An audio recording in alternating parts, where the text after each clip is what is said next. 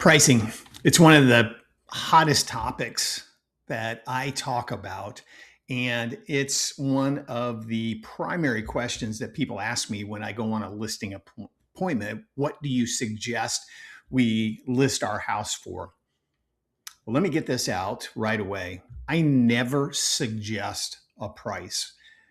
I give you statistics on what's happened around you, hopefully within your community, or if I have to go outside of the community, we find houses that are in a similar community of similar size to yours that compare to yours in upgrades, or is it a pool home, non-pool home? But suggesting a list price, I don't do it. I do as much research as I possibly can before I go to a listing appointment.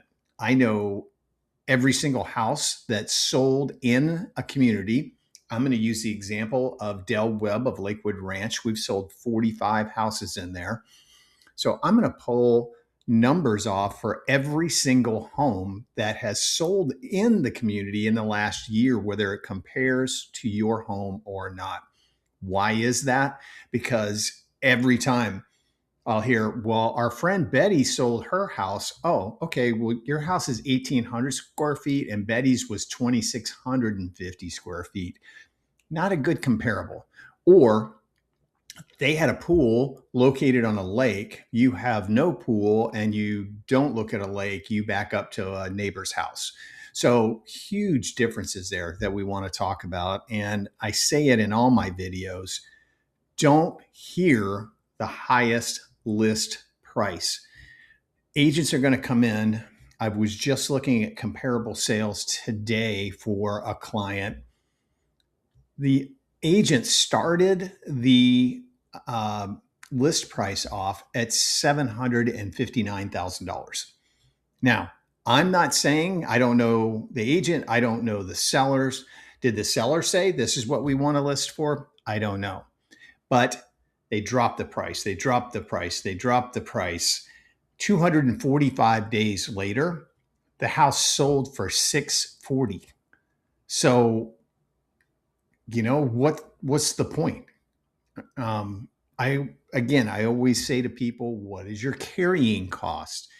And they look at me like a deer caught in the headlights. Your carrying cost is what, even if you have no mortgage, you still have insurance, you still have HOA fees, you still have taxes, you have power, gas, sewer.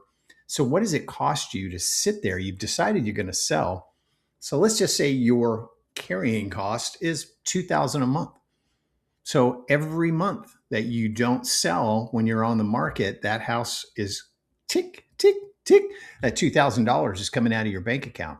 So what we want to do is get you on the market and get you sold so that money is not coming out of your account anymore. So it's so very important to know the selling price, not the list price.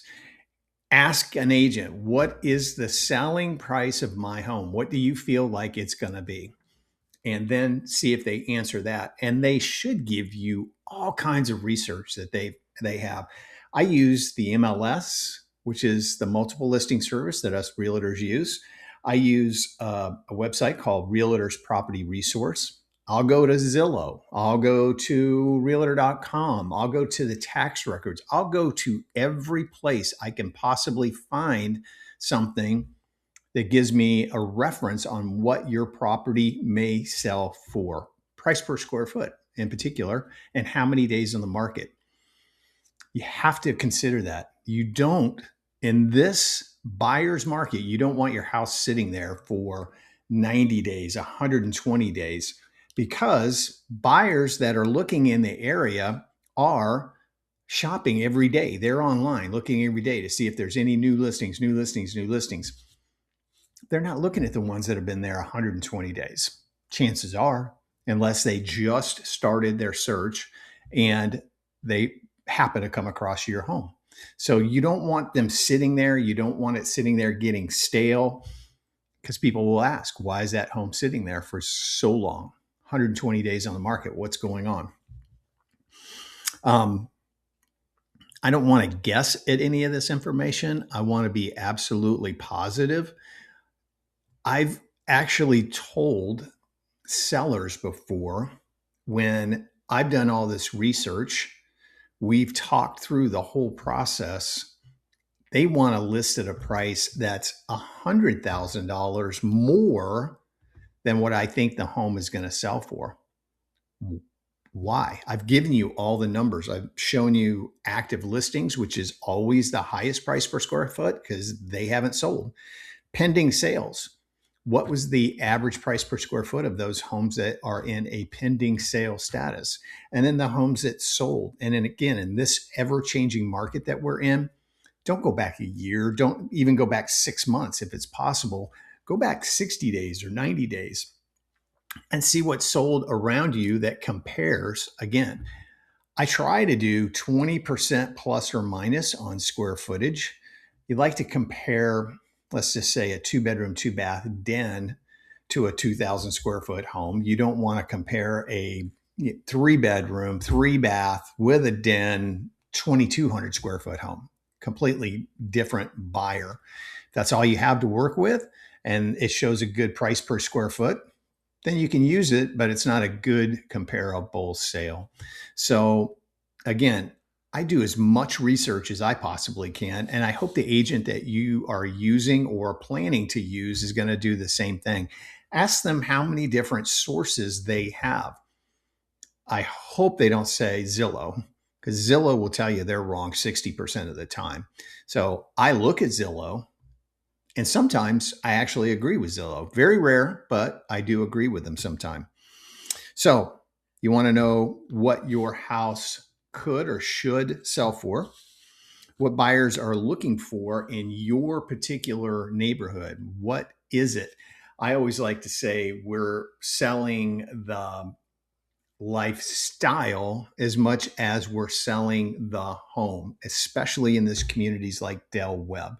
People are coming here and they hear resort communities like living on a cruise ship.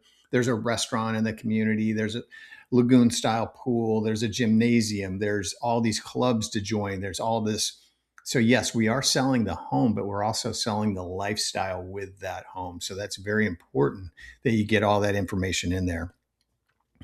And again, the exact pricing strategy that we want to use to keep you from being on the market for too long. And what is that marketing strategy? If it's just putting it in the MLS and hoping that somebody picks it up, well, that's not going to work. If I can answer any questions for you, please feel free to give me a call, 941-962-7443. It's John Bice with eXp Real Estate. Thanks so much.